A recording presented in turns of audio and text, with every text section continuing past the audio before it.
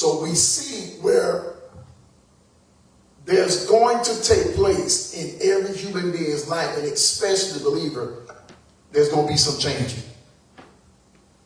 It's impossible to come into the presence of God or come into the knowing of who God is and you remain the same. That's why this thing called life, when we get the knowledge of God and who he is, how God uses life to change us, to teach us, to develop us.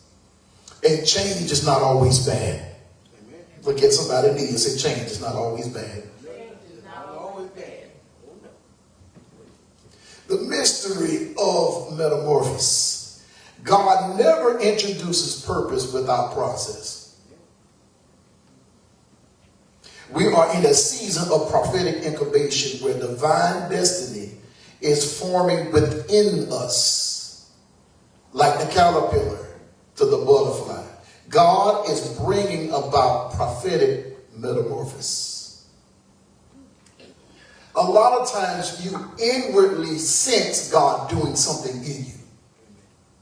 But sometimes at first you quite not understanding what it is.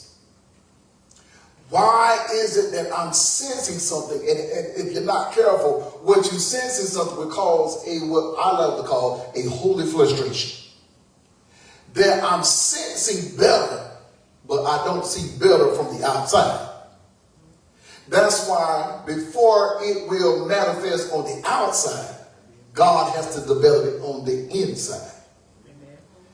But when you're not recognizing what's going on, what's on the inside will cause your flesh to be unsettled. And you're like, Lord, why do I feel so much hope, but at the same time, I don't see no change? Because God said, I'm giving you an email that I'm changing you.